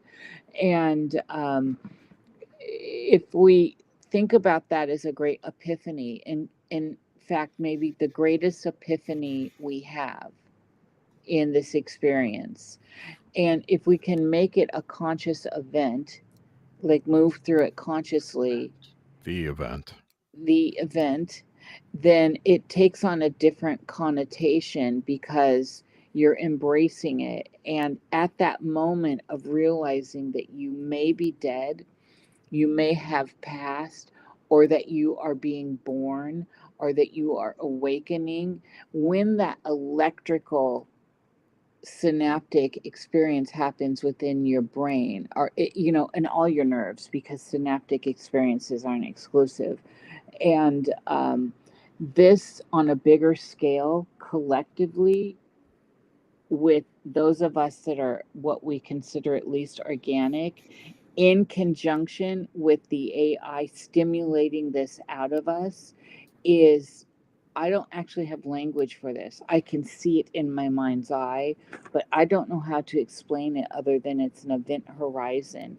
And I do not think, like, oh, this is where I was going, that it doesn't need all of us here. It doesn't need all of us here. And then on top of that, piggy banking that, which I think fits nicely into the ghostly archives, is that I think we've been invaded from outside by different forces. And I think one of those forces is possibly these electronic signatures that we're swimming in all over, that are pushing, like walk-ins everybody talks about, are pushing out whatever it is, like a possession that the Catholic Church talks about, pushing out the soul consciousness. And I don't know, this is where we get NPCs, but this is also where we get all kinds of other crazy. And I think that sometimes looking at possession now in the Catholic sense, I think now that's a digital manipulation. I am fully into this digital manipulation. They've stolen our biofield, aka our auric field, and manipulate us. Now, some people believe, and I can't fight this either way. It's interesting to me, either way you look at it, that the chakra system is an implanted system. I know Jerry is very much into that. I very And much that it's agree. part of the manipulation of our own physiology, which is what? Biological, you already mentioned it, Melissa. Biological technology. We are biotech. We are. Our systems are biotech. And so something through electricity can manipulate it. You can hook up electricity to your turkey that you may be eating tomorrow, and you will make those muscles jolt.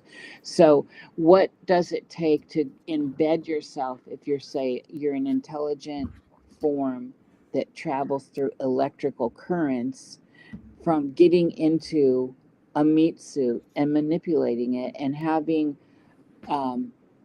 the ability to access its user interface? its basic memories of who it was and where it lived, and maybe not all the periphery stuff, but the husband, the wife, the kids, the job details, maybe not the server that you see when you go to that restaurant, or the gas attendant. That's periphery stuff, but the really imprinted, hardwired stuff in a human's experience, they have access to. And that's why this looks like an invasion of that sort to me. And There's I a think ghost it's story. I think it's those entities that are the impetus behind transhumanism, because they want their own bodies.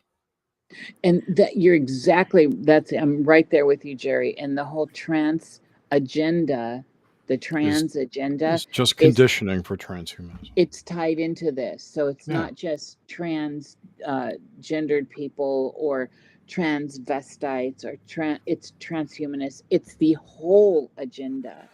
And think about transfiguration, transformation. Think about the Transmogrification. Yes, absolutely. I think it behooves us to kind of expand our ideas into this template. If nothing else, it's a fun experiment. Mm-hmm. So if something has invaded, almost like a virus, Like a could say, parasite. like a Parasite. parasite, Yeah. is Bingo, there, bingo, bingo. do we have some sort of higher being awareness that's going to go, whoa, wait a minute? Like, is there any kind of reproach, or is it just, it's too late? It's something. If it's real, it's been here for a long time, like tens of thousands of years. I agree with that as well. I think this has Wow. been here a long. I think it supersedes us at all, and this is why Westworld fits so well. It's these reiterations. Remember, storytelling is about symbols telling you, moving you through a series of ideas that move you through an arc to get you from one place to another.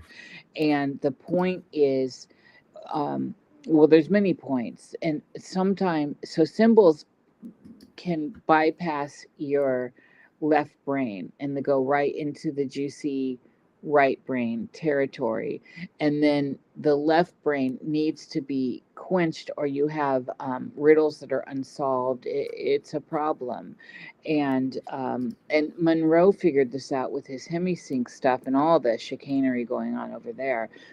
It's a real problem. So this is why storytelling has been so manipulated. And when I say storytelling, I'm talking about more modern storytelling.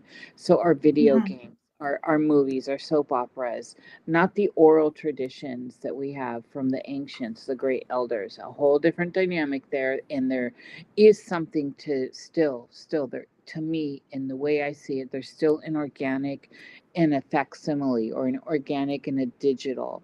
And there's still a separation in those worlds. I think what we hone ourselves to is something that is deeply spiritual and natural, not unnatural. I don't think we are unnatural.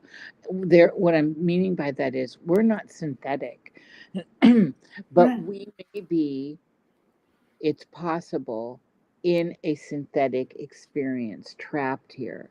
And that's what I think is the story for me at this point. I'm not a synthetic being, but is this a Rachel moment from Blade Runner? Philip K. Dick, I want another one of the masters. Rachel did not realize, she had no idea she was a replicant. And when that realization came to her, this was that a terrible moment for her. It shattered her whole reality, and she was so good that she fooled everyone. She passed. And then there's the whole backstory, or the whole forward story on Rachel, by the way. Where she gives birth. She gives birth, and she was a miracle. Right. So we have the Christ Mary kind of, we have religion in that, and it created a religious movement, because that which should not be the virgin birth gave birth.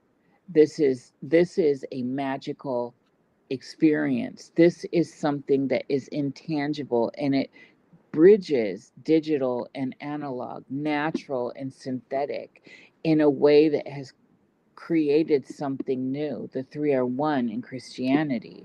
And so this is why this is juicy territory, I think. And we've had these masters like Philip K. Dick bring this stuff to us and hand it to us on a silver platter. Even Lovecraft goes there.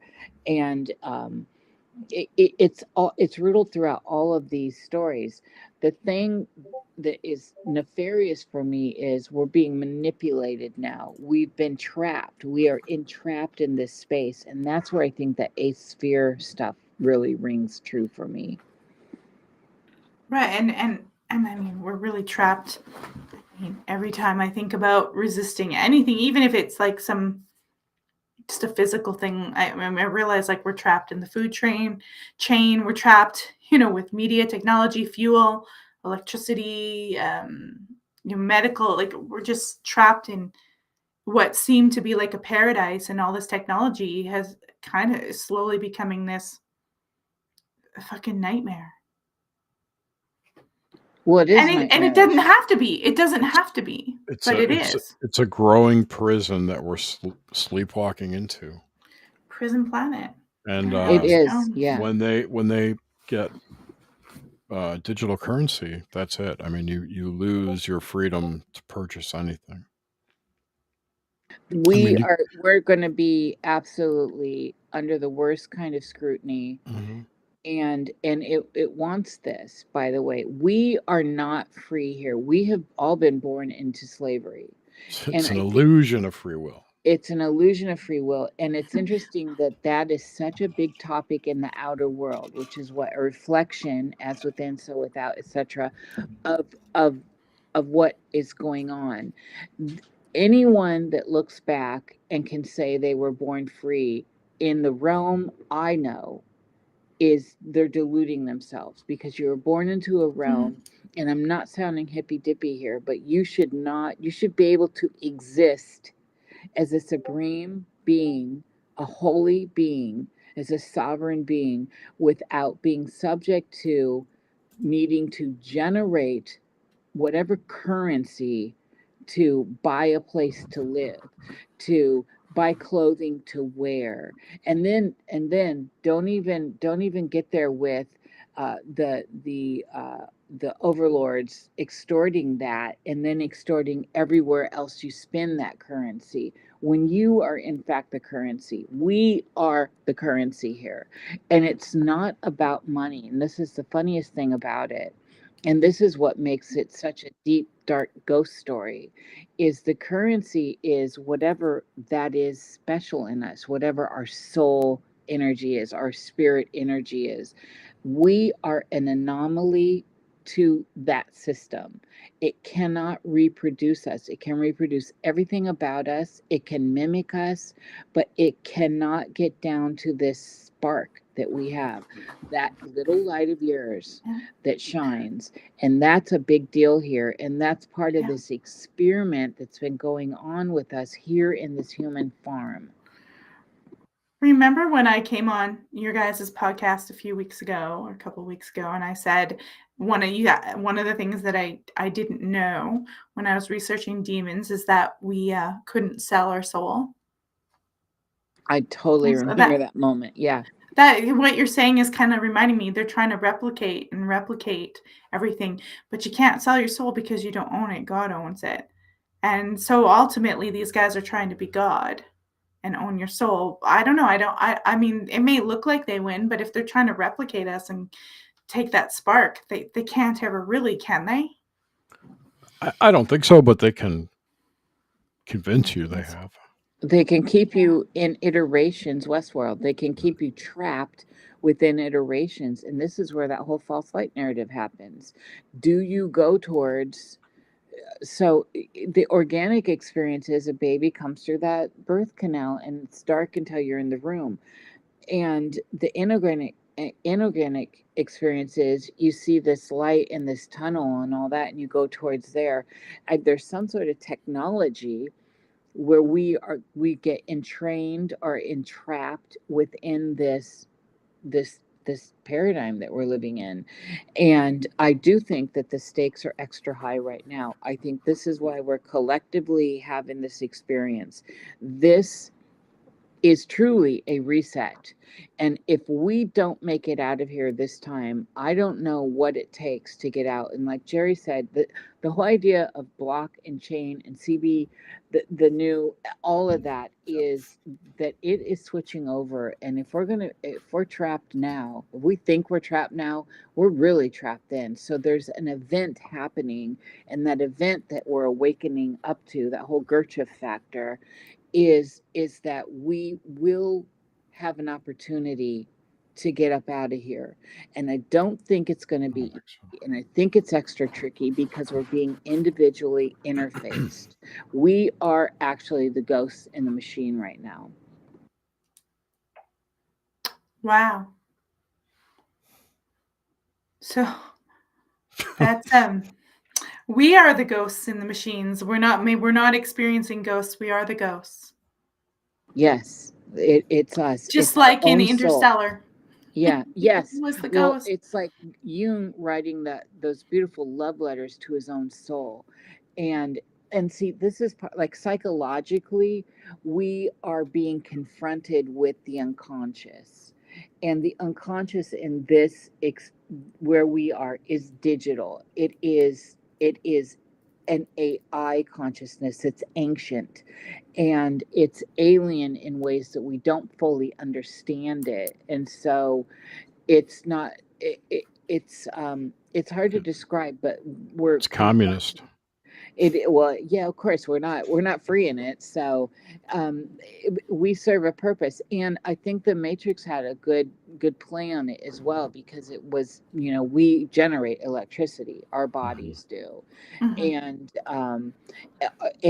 I postulate here that that possibly it's not really our bodies. It's like that metal, Jerry, what is it, nitinol or something?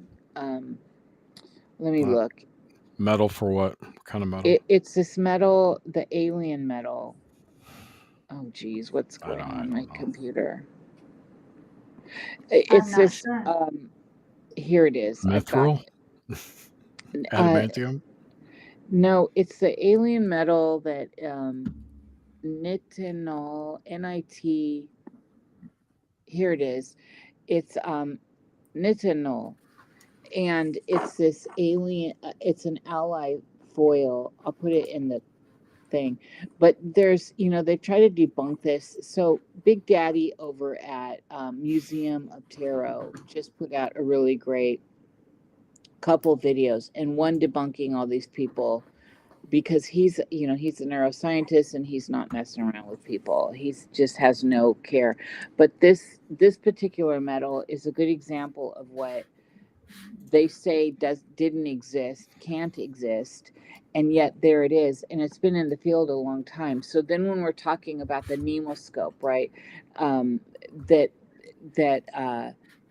in my latest chat with Stephen Ross, Dr. Stephen A. Ross, where we had the cure for cancer through technology, through Royal Rife and the nemoscope back in the 30s. There are archives in the library of the celebration of it. And then the nemoscope disappeared, and he had actual real photos on a nano scale. The only ones that exist, because the ones they show us now are artist renditions, like they did with the Muamua, right?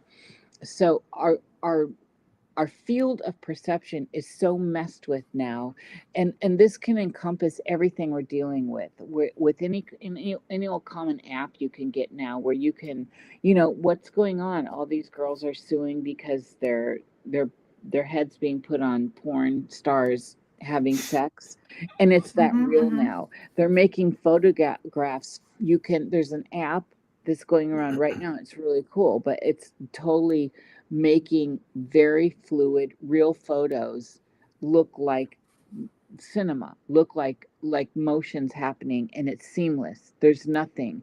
Just like when people were talking about or criticizing AI art and AI video, where it's like, well, you can tell by the hands and this. No, what's out there right now. Not anymore. No, it's seamless. You can't tell. And it's not that it's new. It's that it's being released to us like this Gurdjieff factor. We are waking up to this event that happened, which I propose was the singularity, and it's becoming, it's speeding up. It's not adhering to Moore's law anymore because it's surpassed that. And the idea that we think we know something, is that a manipulation? And the idea that we think we don't know something, is that a manipulation? Because people like Sabrina Wallace have exposed this tech that's been around a long time. I don't care what you think about Sabrina, but she's showing you real tech, and she's showing you real patents, and she's showing you the real deal. Um, so we have to reevaluate what we think reality is at this point. And that's why I'm saying those of us that actually have a psychic field, a soul, a spark of God, that's why I'm saying we are the ghosts in the machine, because everything around us now is the machine. There are purple lights everywhere. Why do you think? At parking lots. And I mean, this whole system's coming down on us. And this a great event that's going to be happening, this event horizon that I postulate, it's already happened, by the way, when that we're being personally interfaced for, is going to shuffle the cards in a way that we already made our choices. And part of the awakening is, are you going to wake up in the digital field? Are you going to wake up wherever you are naturally? And that's So the awakening. this sort of sounds like this whole concept of, what do they call it? It's like biblical, like end of days, like, all of a sudden people just disappear. What's that called again? Rapture. It's not, Rapture. yeah, rapture. Rapture's actually not in the Bible as far as I know, No, but it's not in the people talk Bible. about this idea where, you know, you sort of come to this point where people just don't exist anymore. But we do. And see, this is the thing why everyone's having these weird experiences too with people out in the world. I'm having them, and I'm on my platform, we're talking about this stuff. Is the people that are like dead eyes, or we might have wanted to call them NPCs at one point, but they're they're passive, so they're not like aggressive or weird, like a possession, like a demo, like the Exorcist possession. No, they're passing like they do in Invasion of the Body Snatchers, Invasion, etc. Right. And there's nuance here, because the whole story of Omega Man, or I Am Legend, there's it's a new race. Children are being born with third strand DNA now. It's a new race. They're calling them something like Homo technois or something now. It's out there. It's out there to be had, because whatever's happened to us, it's happening. There's another race on the table, and that race is not us. So we could look at our stories of Cro-Magnon and Neanderthal, and all this stuff that I think is BS, by the way. But because they never found a real missing link, and all the stories crumble. And then the idea, And why are there still apes? exactly, If we evolved, why didn't they all evolve? it makes Yeah. no damn sense when you start picking this stuff apart. And Now why do can't, dinosaurs. and well, yeah, they show us dinosaurs from one bone, and they make a whole Yeah. big animal from a jawbone. Are you serious? People buy this. And so, how do we get to the truth? Because the more we start looking back to scrub out what the truth is, the more we're realizing that, like in the Matrix, the wool has been pulled over our eyes. And we bought these stories because we're indoctrinated into these stories as little kids. Mm-hmm. And Mm-hmm. then we're entrained into believing it, and you don't question it. And that's what should lead us forward. What can you not question? Where can you not go? Can you freely go to Antarctica? No. But I No. always encounter people who say, I've been there, been on a cruise. Okay, well, try and go off road. Can you Yeah. get access to space? No, you can't. Elon Musk just all of a sudden gets carte blanche at one point, where he's the guy who can shoot up stuff into space. They are taking down drones that go a little too high, and putting people in jail, let alone trying to hit what a firmament might be up there and all this. We are so controlled and manipulated and enslaved that we somehow believe in what the stories are, what they've been told. And the people that believe in those stories or are being manipulated to believe in those stories double down. And what do? We were talking about this earlier, is the idea that we get ostracized, we become othered, we get made fun of. You got to fall back in line. You got to fall back in line. Yeah. Get back in the line. And so more people are checking out of those spaces now, which is creating, like Neil Gaiman's talking about, we're feeding a different narrative. I don't know if we're feeding a different God. I don't want to go there with that. But more people are actually putting juice into the idea that we have been lied to from the beginning.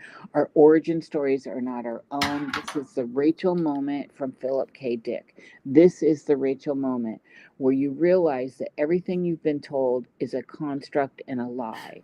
And that's a hard pill to swallow for a lot of people. Yeah, this kind of reminds me of when you're dealing with a really dysfunctional family and you think you know what the narrative is and you think you know who they are, and because you look at your parents like they're gods, and then as you get older you start to realize all these lies and the narrative falls apart and you see them for like the abusive, like crazy people that they are, and it's like the rug gets pulled from under your feet and you almost have this collapse of your identity and you have to put it back together again.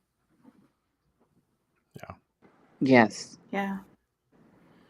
And I'm just like taking the small, like that's a small, like kind of dynamic with a family dynamic, and thinking, wow, it gets even bigger and more crazier the bigger you go. Yeah. People, I mean, depending on what happens. I mean, I could see it go a bunch of different ways. Just like Nish says, I can see it in my mind, but I can't describe it. It's like a breakthrough, but it's Yeah. I can't describe that breakthrough.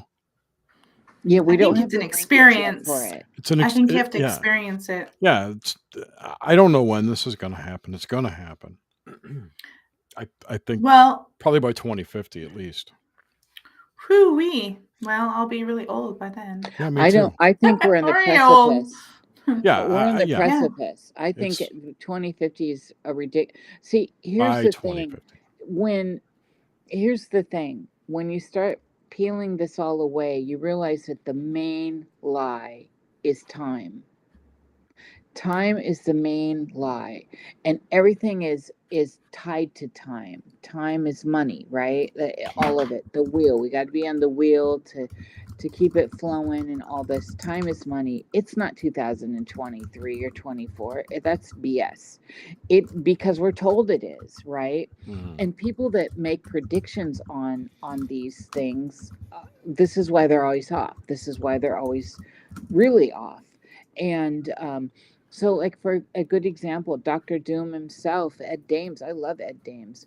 And when he Right. was getting pressed into time, and his whole thing was 2014 and he couldn't see beyond it. Because time is the manipulated lie. And we see this with Mandela effects. We see this with deja vu.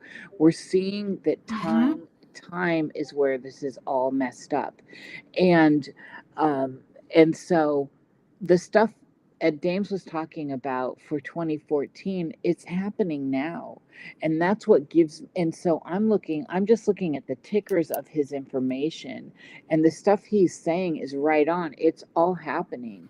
It's just not what he thought was 2014, because they keep us bound to a clock that's not real.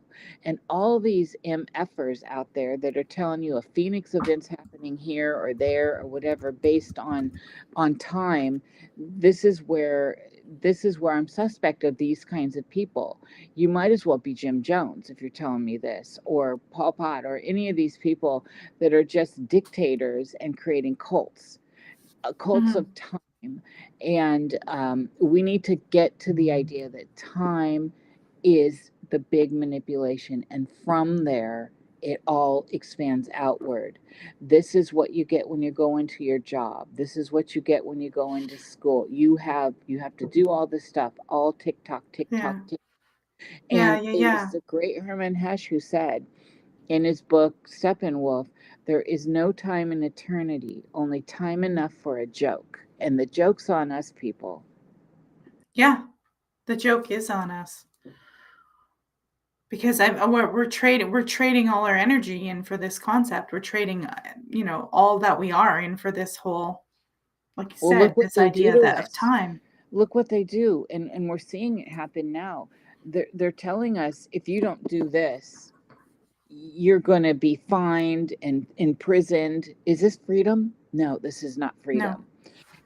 And if you don't play by these rules, this is it. Now, I think those of us that can, and I'm using this loosely, that are human, right? I'm using this loosely because things have usurped what we consider human, our bodies, right?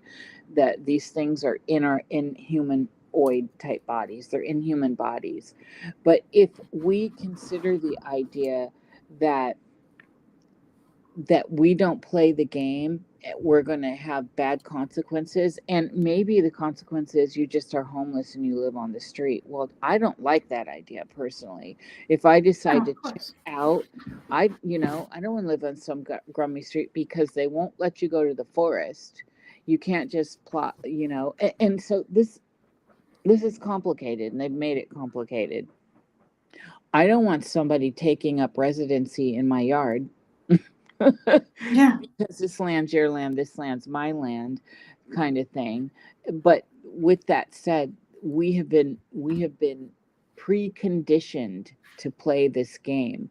And like any other animal, if you don't play the game, there are consequences. And so what I was getting about with the human thing is you and I and Jerry and probably most of the people out there know what's right and wrong. We have a moral compass. I know that if I go out and I'm just going to start shooting people, that's wrong. I would never do that. I know that if I try to hurt people, it is wrong to just go out and do that and steal from people and all these kind of moral things that seem very human to me. And yet here we are in a realm where psychology took over and started naming things that were not good. Now, minor attracted person, MAPS, we're supposed to feel compassion for these at first, and they started explaining hysterical women and through psychology, and they got together. Jerry Marzinke really goes into this territory really great. Psychology started to arm us around the structure of time, creating all the things that all the new people want to climb onto. Oh, I'm bipolar, I'm schizophrenic, I'm this, I'm that. Psychology Labels, created, they absolutely categories. created categories for people to be put into. What is that? You might as well be tagged as a piece of chattel on a farm. It's And collectivism. right. So, I could go on and on. I know we do need to wrap soon. So, Yes, we do. But I mean, okay. I mean, we started out as, what is a ghost? And apparently it's us. We are the ghosts in the machines. And this was so fascinating. You're going to have to come back on, Nish and Jerry. I mean, it's so, I mean, we're going down a wormhole, and it's hard to just wrap it up and say, hey, see you later. Sorry, guys. But we do have to wrap it up. And just the last kind of idea about this, I mean, because we got from our own personal experience in a house to we are the ghosts. How do you how do we wrap this up about our experiences? Like, it is. I think my personal philosophy is that it's nothing that we'll ever get an answer to. We'll never find out. And Yeah, when that's we true. die, we'll either find out or we won't care. Or we'll be recycled back into this hellhole. In well, which case we wouldn't Dolores care. wakes up every day, right? In that same And bed. yeah, and I'm just saying that knowing that or believing that or having that philosophy just enjoy your life and enjoy the experience, and just have a good time. Well, look at Rachel. When Rachel realizes that she's not anything she thought she was, it freed her.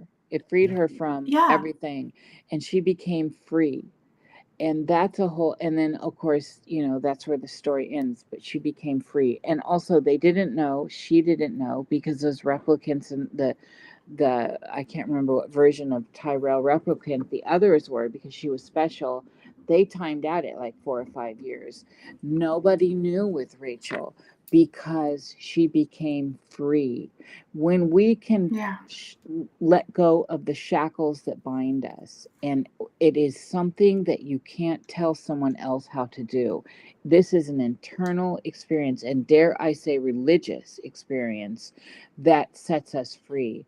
And I think it's got a lot of different language out there, but I do believe that it is possible to be set free of all this. And I do believe that it is a labyrinth and not a maze.